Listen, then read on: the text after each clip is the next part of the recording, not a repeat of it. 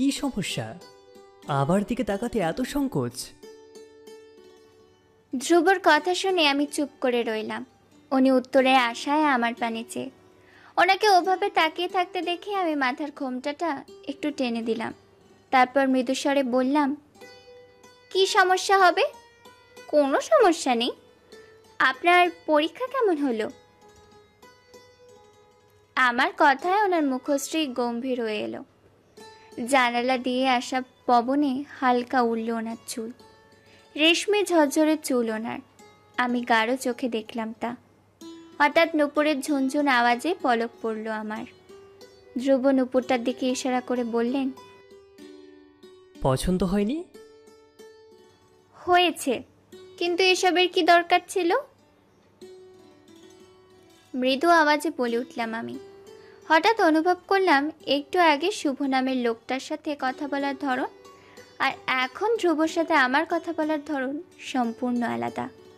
শুভর সামনে আমি মোটেও স্বাচ্ছন্দ্য বোধ করছিলাম না, কিন্তু ধ্রুব, উনি কাছাকাছি থাকলে নিজেকে প্রচণ্ড নিরাপদ মনে হয়, যেন কোনো অপশব্দ অপমান আমাকে ছুঁতেও পারবে না। নিজের ভাবনা থেকে বেরিয়ে আমি ওনার পানে চাইলাম। দেখলাম ওনার দৃষ্টি আমার উপর বিচরণ করছে। আমি বিছানার এক প্রান্তে বসে আর উনি অপর প্রান্তে দাঁড়িয়েছিলেন। হঠাৎ ওপাশ থেকে ঘুরে আমার কাছাকাছি এসে দাঁড়ালেন উনি। আচমকা নিচে বসে পড়লেন হাঁটু কেড়ে। আমি বড় বড় চোখে তাকালাম। তার চেয়েও আরেকটা আশ্চর্যের কাজ করে বসলেন উনি। আমি বিস্ময়ের সাগরে ডুবলাম। আমার একটা পা নিজের হাঁটুর উপর নিয়েছেন উনি। আমি চমকে দ্রুত পা সরিয়ে নিলাম। আঁতকে উঠে বললাম, এটা কি করছেন আপনি? পাগল হয়েছেন? আমার পা স্পর্শ করছেন কেন? এবার ওনার তীক্ষ্ণ দৃষ্টি এসে পড়ল আমার উপর। কালো ভ্রুযুগলে ঘেরা কৃষ্ণকায় গভীর চক্ষু ওনার। আমি ঢোক গিলে উঠলাম। ধ্রুব খানিক শক্ত কণ্ঠে বললেন, তোমার পা স্পর্শ করলে কি পাপ হবে? আমি উত্তর দিতে পারলাম না। ধ্রুব কিছু না বলে আমার পা পুনরায় ওনার হাঁটুর উপর রাখলেন। আমার বুকের নিপীড়ন পুনরায় আরম্ভ হয়ে গেল। উনি ধীরে ধীরে অতি যত্নে আমার পায়ে নুপুর জোড়া পরিয়ে দিতে দিতে বললেন, এসবের কি দরকার বলছো? আরে আমি তো দেখছি আরো অনেক কিছুর দরকার। আমি ওনার কথার ইঙ্গিত বুঝলাম না। ভ্রু কুঁচকে চেয়ে রইলাম। উনি শান্ত চোখ তুলে আমার পানে তাকালেন। হঠাৎ দরজায় কড়া নাড়ল কেউ। ধ্রুব আওয়াজ দিয়ে বললেন, কে? পরিচারিকার আওয়াজ ভেসে আসলো, মা ঠাকুরন ডেকেছে আপনাকে, আসুন খাওয়া দাওয়া করবেন দাদাবাবু। আপনি যান, আমি আসছি। পরিচারিকা চলে যাওয়ার শব্দ আসলো।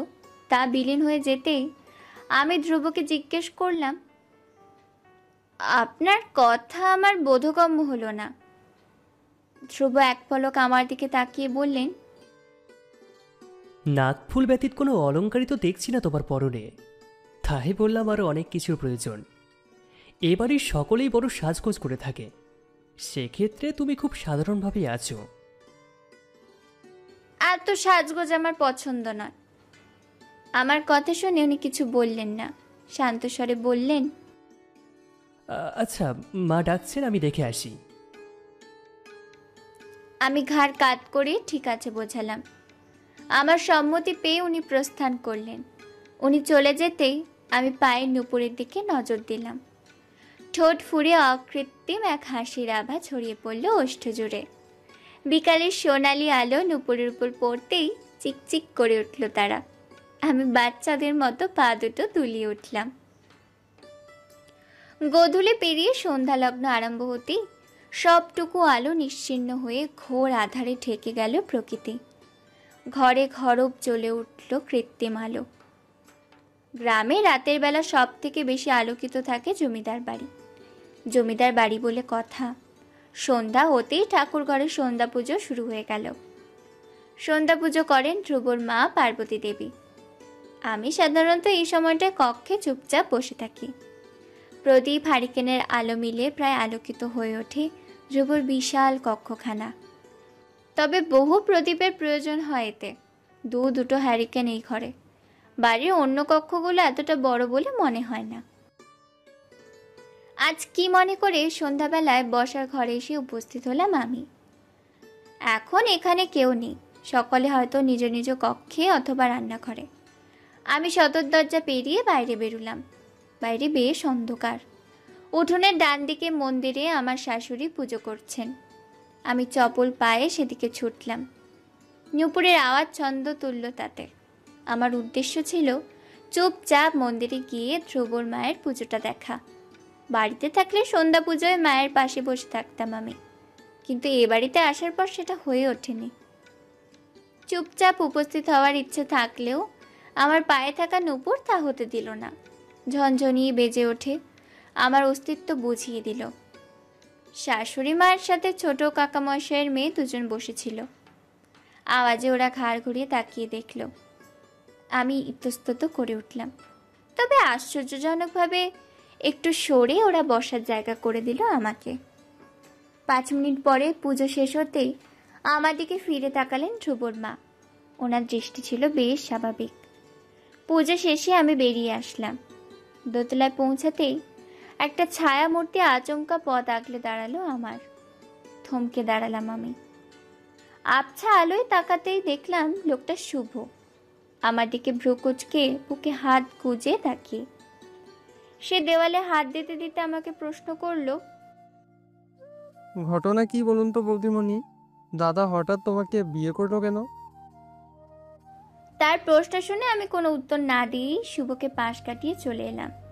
লোকটার কথাবার্তায় কেমন একটা ঠোঁট কাটা স্বভাবে অস্তিত্ব টের পাওয়া যায়। আমি নিজ কক্ষে পৌঁছতেই থমকে দাঁড়ালাম। বিছানায় বসে আছেন ধ্রুব। আবছা লালটে আলোয় ওনার মাথার চুল চকচকে করছে। পরনে ধুতি আর পাঞ্জাবি। সেই বিয়ের দিনকার মতো সুদর্শন সুপুরুষ লাগছে ওনাকে। নুপুরের আওয়াজ পেয়ে চোখ তুলে তাকালেন উনি। ওনার হাতে একটা মোটা বই। আমি মৃদু পায়ে ভেতরে প্রবেশ করি। আমাকে দেখে উনি প্রশ্ন করেন, কোথায় গিয়েছিলে?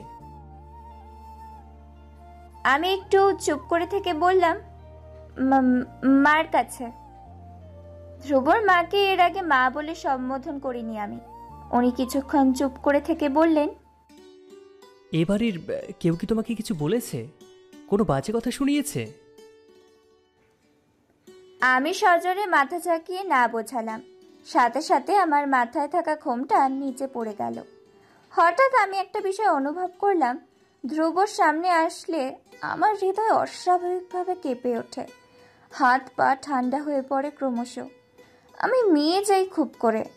এই আবছা আলোকিত ঘরে কেবল আমি আর উনি ভাবতেই অজানা শিহরণ বয়ে গেল আমার মনে। অথচ সামনে উপবিষ্ট লোকটা স্থির, নিরেট।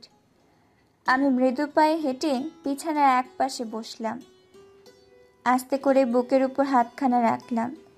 হৃৎপিণ্ডটাকে শাসালাম একটু কম জ্বালাতন করতে, কিন্তু তার নিপীড়ন ক্রমাগত বেড়েই চলেছে দেখে আমি বসা থেকে উঠে দাঁড়ালাম। এক প্রকার দৌড়ে কক্ষ থেকে বেরোতে বেরোতে বললাম, আমি রাইদির ওখানে যাচ্ছি। উনি বোধহয় বুঝলেন আমার শোচনীয় অবস্থা। আমাকে এভাবে দৌড়ে প্রস্থান করতে দেখে ঠোঁট টিপে হেসে উঠলেন উনি। পরপরই একটা গাঢ় শ্বাস ফেলে বইয়ের পাতায় মনোযোগ দিলেন।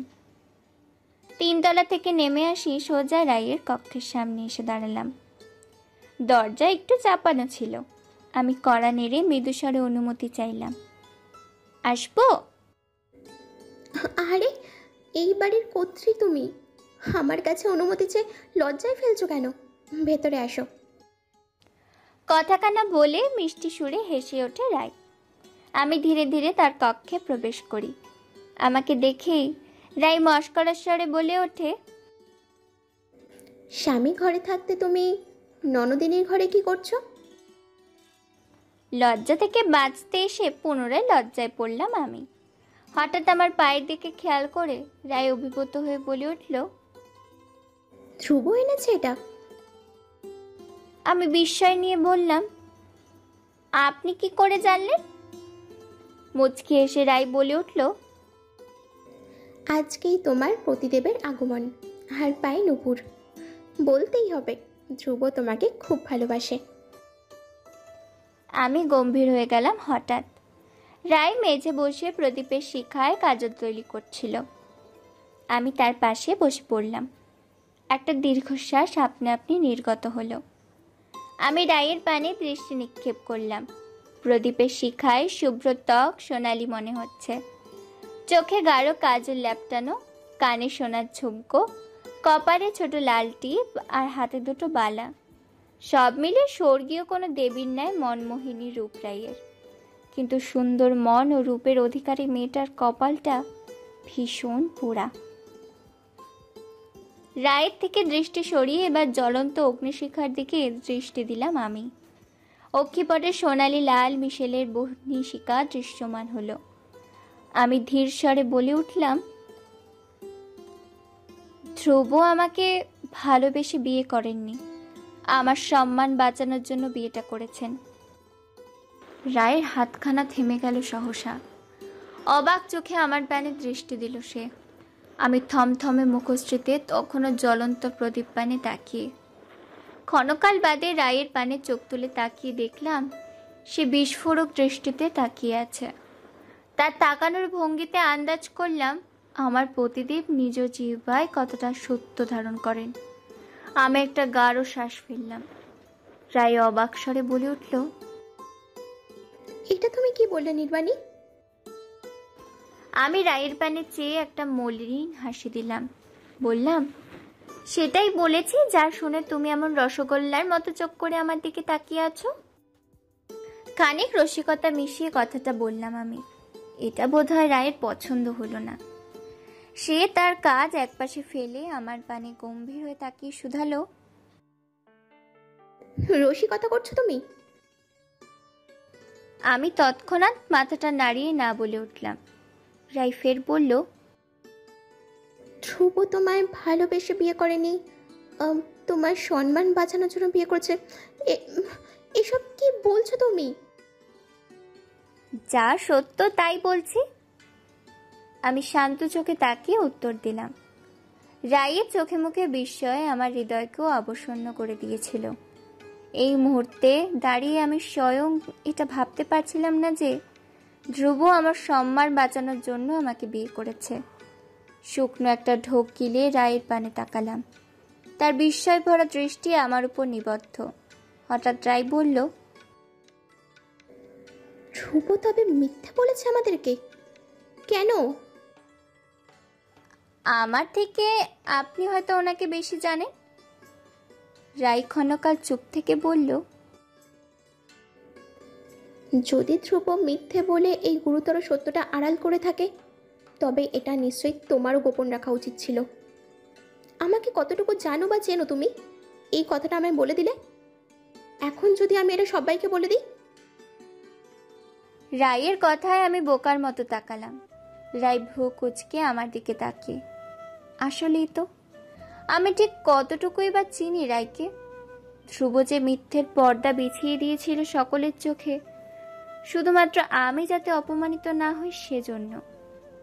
আমি সেই মিথ্যাকে মিথ্যে বলে দিলাম রায়ের কাছে। ভুল করলাম। আমি কাচুমাচু দৃষ্টিতে রায়ের দিকে তাকিয়ে রইলাম। একটা সূক্ষ্ম চিন্তায় আমার ভেতরটা ঘিরে ধরছিল ধীরে ধীরে। রায় হঠাৎ আমার হাতখানা নিজের মুঠোয় নিয়ে বলল, আমাকে বলেছো, কিন্তু ভুলেও যেন এই কথা কেউ টের না পায়। আর ধ্রুবকেও বলার কোনো দরকার নেই যেটা আমাকে বলেছো, ঠিক আছে? রায়কে মুহূর্তের জন্য আমার নিজের আপন দিদির মতো মনে হলো, যে ছোট বোনের ভুলগুলো আড়াল করার চেষ্টা করে সর্বদা। কিন্তু একটা বিষয়টা আমাদের দুজনেরই অগোচরে রয়ে গেল। আমরা কেউই খেয়াল করলাম না দরজার পাশ থেকে একটা ছায়া সরে গেল সন্তর্পণে। আমি রায়ের কাছে আরো কিছুক্ষণ বসে রইলাম। আশ্চর্যজনকভাবে সে আমাকে এটা উক্তি শুধালো না যে আমার বিয়ের দিন আসলে কি হয়েছিল, আমার সম্মান রক্ষার প্রশ্নই বা কেন আসলো।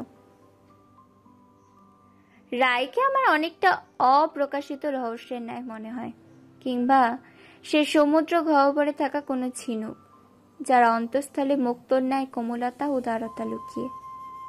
আমার ভাবনার ছেদ ঘটিয়ে পরিচারিকা ডাকে, দিদিমণি, আপনাকে রাতের খাবারের জন্য নিচে ডেকেছে। রাই গলা উঁচিয়ে জানায়, ঠিক আছে, আসছি আমি। রায়ের কাজল বানানো প্রায় শেষ, সেটা সমাপ্ত করে সে রেখে দিল। তারপর আমরা বসার ঘরের উদ্দেশ্যে রওনা হলাম। বসার ঘরে মেঝেতে সকলে লাইনে বসে খাওয়া দাওয়া করে। পরিচারিকারা খাবার পরিবেশন করে দেন। আমার পাশে প্রতিদিন রাই বসে, কিন্তু আশ্চর্যজনকভাবে আজকে আমার পাশে না বসে সে জায়গাটা খালি রেখে দিল। আমি ভ্রুকুচকে তার দিকে তাকিয়ে শুধালাম, কি হলো, আজ তুমি আমার পাশে বসবে না? রাই কিছু না বলে মিটিমিটি হেসে নিল। তার কিছুক্ষণ পরেই জায়গাটা দখল করে বসে পড়ল ধ্রুব। আমি কাচুমাচু করে বসলাম। বাড়ির লোকজন একবার করে নজর বুলিয়ে নিজেদের খাওয়ায় মনোযোগ দিল। আমার হৃদস্পন্দন বেড়ে গেল। মহা বিরক্ত হলাম আমি হৃৎপিণ্ডটার উপর। সকলে আমার দিকে চোরা চোখে তাকিয়ে নিজেদের খাওয়া দাওয়ায় মনোযোগ দিলেও একজন তীক্ষ্ণ চোখে তাকিয়েছিল। লোকটা হলো শুভ। খাওয়া দাওয়া শেষ করে সকলে যার যার কক্ষে প্রস্থান করেছে।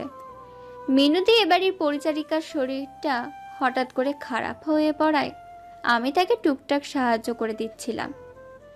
রাইও ছিল আমার সাথে। এতদিনে যতটুকু বলছিলাম, এবাড়ির লোকেরা পরিচারিকাদের ব্যাপারে এত মাথা ঘামায় না।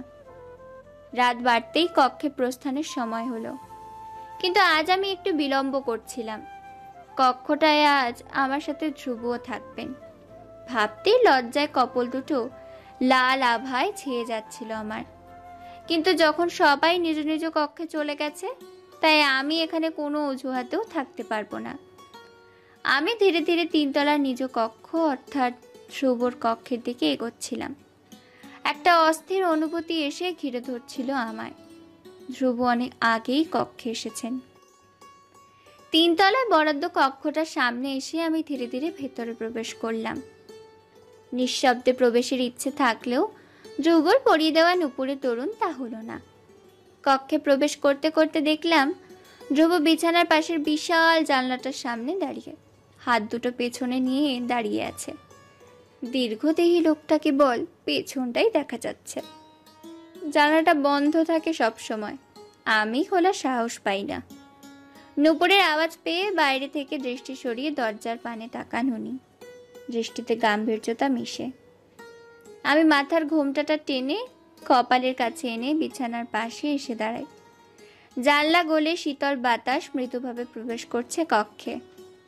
জানলার বাইরে বিশাল আকাশটার দৃষ্টি দিয়ে দেখলাম সরু কাঁচির ন্যায় এক ফালি চাঁদ আর অসংখ্য তারার মেলা সেথায়। সেই অপরূপ দৃশ্য দেখে চোখ সরিয়ে আমি ধ্রুবর পানে তাকালাম। ওনার স্বচ্ছ দাড়িবিহীন গালটায় খোঁচা খোঁচা দাড়ির অস্তিত্ব দেখা যাচ্ছে। হয়তো পড়ার চাপে এই অবস্থা। আমি সময় নিয়ে ওনাকে দেখতে লাগলাম। উজ্জ্বল শ্যামবর্ণ পুরুষ, মাথায় ঘন রেশমি চুল, কালো ভ্রু আর গভীর চোখ, সব মিলিয়ে সুদর্শন একজন যুবক ধ্রুব।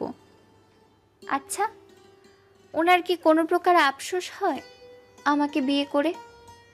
প্রশ্নটা আমার অন্তঃস্থলেই রয়ে গেল। কাঁটা ফোটার পর তা বের না করলে যেমন ব্যথা দেয় সেরকম সূক্ষ্ম ব্যথা দিল প্রশ্নটা। আমি বোধহয় ওনার প্রতি আসক্ত হয়ে যাচ্ছিলাম। হঠাৎ উনি বাইরে থেকে দৃষ্টি সরিয়ে শান্ত চোখে আমার দিকে তাকালেন। আমি দ্রুত দৃষ্টি সরিয়ে অন্যদিকে তাকালাম। আমাকে দাঁড়িয়ে থাকতে দেখে উনি ভ্রু কুঁচকে বলে উঠলেন, আরে, এভাবে দাঁড়িয়ে আছো কেন? ঘুম ধরছে না?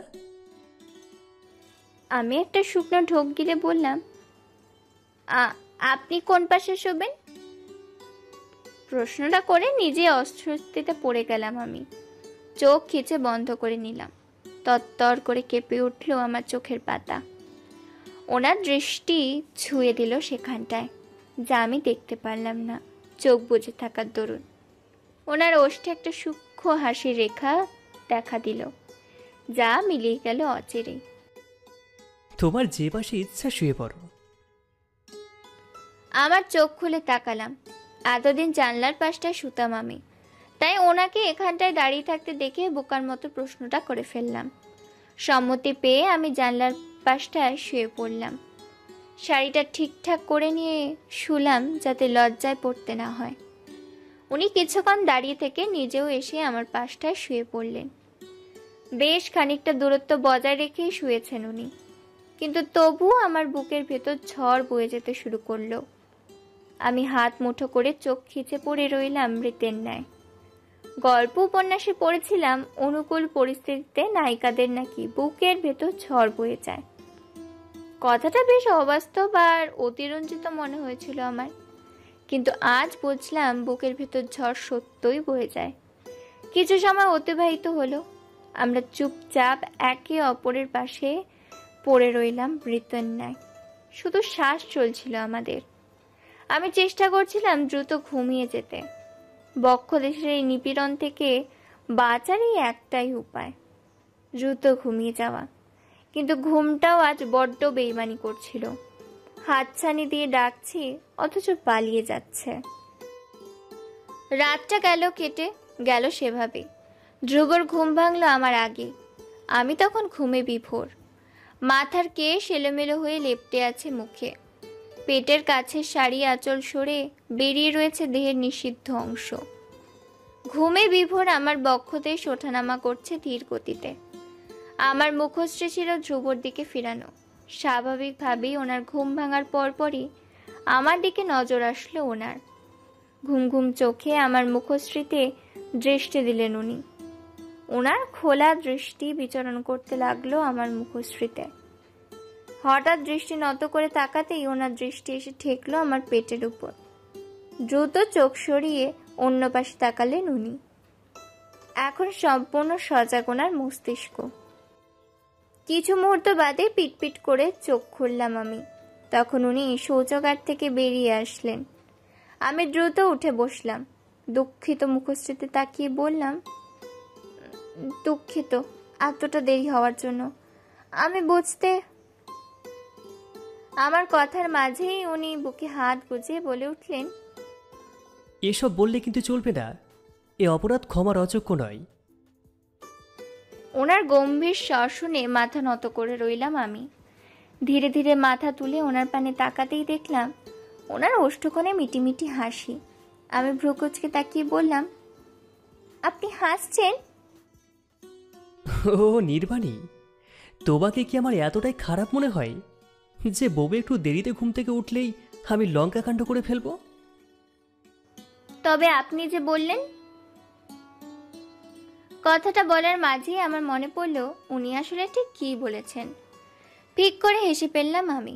হাসি হাসি মুখে ওনার দিকে তাকিয়ে বিছানার থেকে নামলাম। তারপর হাত মুখ ধুয়ে এলাম। ধ্রুব ততক্ষণে ঘর থেকে বেরিয়ে গেছেন। আমি একটা দীর্ঘশ্বাস ফেলে এলোমেলো হয়ে থাকা চুলে হাত দিলাম। ধ্রুবর ঘরে থাকা আয়নাটা অনেকটাই বড়, অনেক জিনিসপত্র রাজকীয় ছোঁয়া। কোমর সমান দীঘল কেশ বেনি করে নিলাম। তারপর মাথায় ঘোমটা দিতে দরজায় কেউ কড়া নেড়ে বলে উঠল। আমি গলা উচ্চে দিলাম, কে?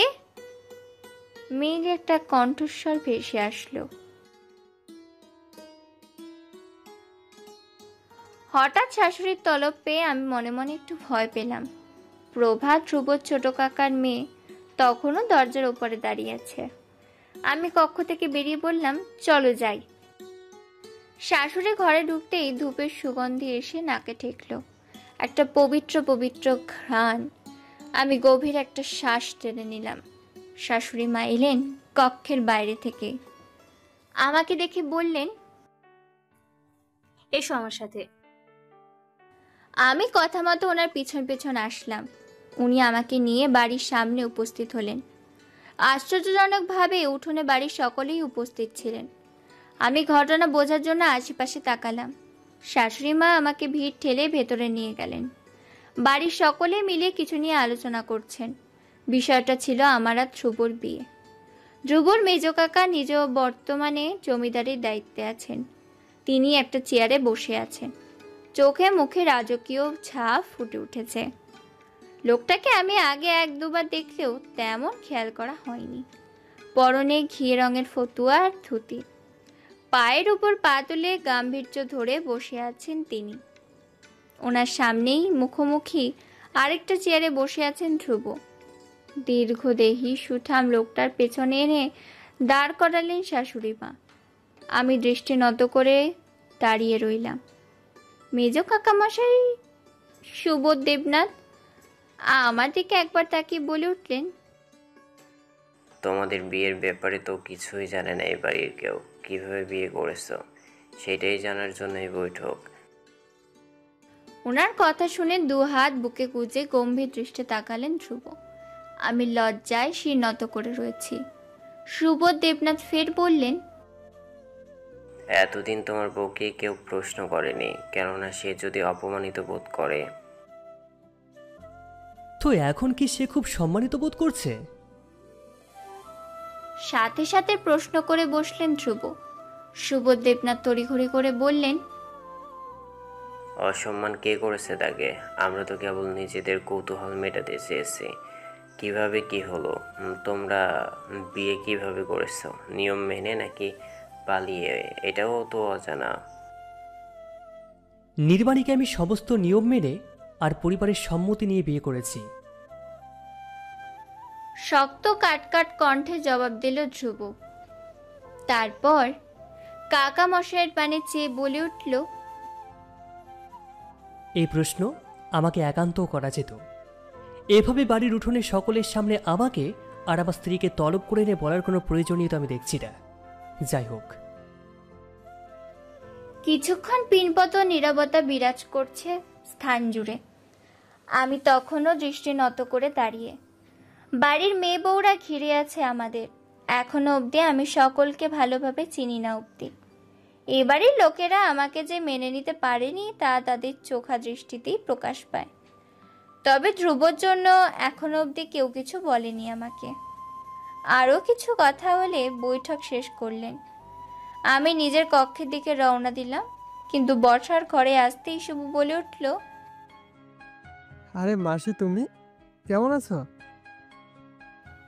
কথাটা আমাকে বলেনি, তবুও কৌতূহলবশত ঘুরে তাকালাম আমি। শশীর মা এসেছেন, হয়তো বৈঠকে ভিড়ের মাঝেও ছিলেন, আমি খেয়াল করিনি। শশীর মা একটা দীর্ঘশ্বাস ফেলে যেন ওনার ভিতরের পরিস্থিতি বোঝালেন। তারপর বললেন, তুই কেমন আছিস? শশীর মা শুভর মায়ের দূরের বোন হয়। শুভ উত্তর দিয়ে ফের জিজ্ঞেস করলো, শশীদিকে এই বাড়িতে দেখলাম না একবারও। কথাটা বলে আর চোখে আমার পানে চাইল সে। আমি তার দিকে তাকিয়েছিলাম, তাই তাকানোটা সহজেই ধরে ফেললাম।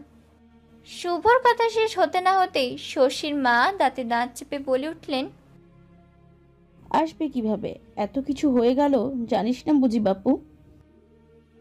আমি আর দাঁড়ালাম না সেখানে। সিঁড়ি বেয়ে উপরে উঠে কক্ষে এসে চুপচাপ বসে রইলাম।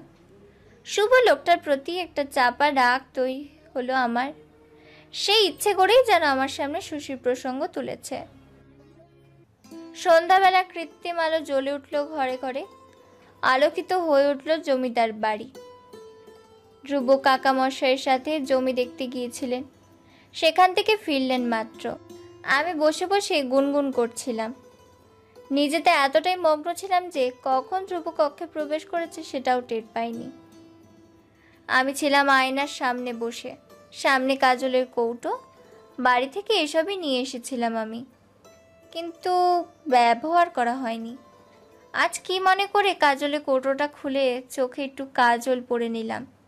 হঠাৎ পাশে তাকাতেই দেয়ালে একটা ছায়া দেখতে পেলাম, ঠিক আমার পেছনে। শুকনো একটা ঢোক গেলে দর্পণে তাকাতেই দেখলাম গম্ভীর একজোড়া চোখ আমাকে পর্যবেক্ষণ করছে। দ্রুত পিছন ঘুরে ধাক্কা খেলাম ধ্রুবর সাথে। আমার নাকটা স্পর্শ করলো ওনার বুকটা। পেছনে একটু সরে এসে পিটপিট করে তাকালাম আমি। ধ্রুব পলক্ষীন দৃষ্টি তখন আমার মুখশ্রীতে। জানলাটা বন্ধ করা হয়নি আজ। সেটা গলে ঝোড়ো হাওয়া প্রবেশ করতে লাগলো। আমি সেদিকে তাকিয়ে বলে উঠলাম, ঝড় উঠবে মনে হয়, জানলাটা তো বন্ধ করা হয়নি। ধ্রুব আমার কথা শুনলেন কিনা বুঝতে পারছিলাম না। উনি স্তব্ধ হয়ে পলকহীন আমার পানে তাকিয়ে রইলেন। হঠাৎ অস্পষ্ট স্বরে বলে ওঠে, ঝড় আসলে ক্ষতি কি? ওনার কথা ঠিকমতো বোধগম্য হলো না আমার। আমি ভ্রুকুচকে তাকালাম। তারপর জানলার দিকে হাঁটতেই হঠাৎ আমার হাতখানায় টান বসালেন ধ্রুব।